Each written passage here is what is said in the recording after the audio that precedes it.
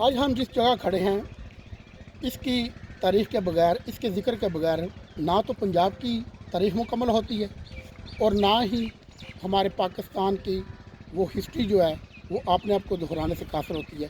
इसका ज़िक्र बहरहाल हमें करना ही पड़ता है। तारीख़ के अवराक़ में, शुजाअत में, दलेरी में, बहादुरी में। जब भी आप जहाँ से भी देखेंगे आपको गुजरात के जो आपके ज़िला मंडी बहावलपुर का ये इलाका है, इसको हम चेलियांवाला कहते हैं। यहाँ पर अंग्रेज़ और सिख फ़ौज के दरमियान तीसरी जंग लड़ी गई और इस जंग का सबसे दिलचस्प पहलू ये है कि दोनों तरफा बहुत भारी नुकसान हुआ और किसी को भी शिकस्त का सामना ना करना पड़ा।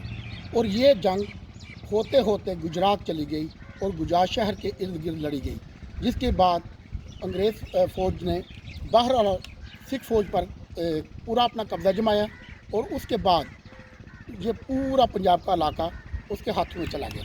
तो आज हम चेलियांवाला में मौजूद हैं। मेरे अक़ब में जो आपको क्रॉस नज़र आ रहा है ये यादगार है। इसको 1871 में यहाँ के वासराय ने इसका संग बुनियाद रखा था, यहाँ की जंग में मारे जाने वाले फ़ौजियों की यादगार के तौर पर। और यादगार के हम ऊपर खड़े हैं, आपको बता रहे हैं मेरे अक़ब में इस स्लीब के पीछे सड़क के पार आपको शेर सिंह के मोर्चे वहाँ पर थे। और कहा जाता है कि सैयद मोहम्मद लतीफ़ ने अपनी तारीख़ पंजाब में जो इसकी तादाद बताई है वो बताई है कि शेर सिंह के पास और चित्तर सिंह उसके वालिद के पास 30,000 सिपाह थे और उनके पास भारी तोपखाना था।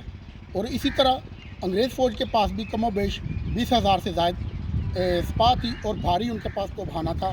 दोनों तरफा से तोपखाना और खाना जंगी जो इनके दरमियान हुई, दोनों फ़ौजों के दरमियान, इन्होंने बड़ी दिलचस्प तारीख़ रकम की जिनका यहाँ पर तज़किरा हम तवालत की वजह से नहीं कर सकते।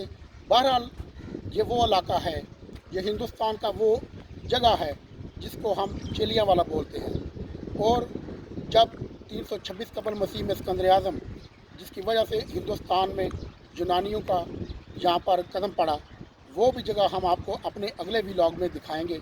आज के व्लॉग में हम चेलियांवाला के आप मुतारफ़ कराएंगे।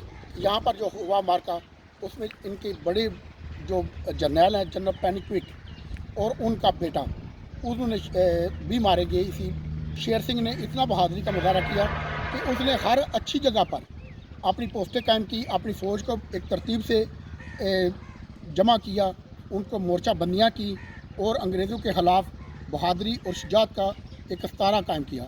ये पंजाब और गुजरात के लोगों की बहादुरी का एक अमली सबूत है कि पोरस ने दुनिया के अजीम फातेह सिकंदर आज़म का रास्ता रोका और पंजाब का एक मान बढ़ाया। उस पोरस से शुरू होने वाली लड़ाई शेरहाँ से तक आई और क़याम पाकिस्तान के बाद ये शुजाअत जो है अजीज़ भट्टी शहीद और मेजर शबीर शरीफ के होती हुई आज तक हमारे ज़िला गुजरात के जो लोग हैं उनके लहू में अच्छी बसी है। ये चेलियांवाला है, इसकी हालत बहुत खस्ता हो चुकी है, दीवारें गिर रही है। ये जो कब्रें बनी हुई हैं अंग्रेज़ अफवाज की, वो देख के आपकी खस्ताई में जा रही हैं।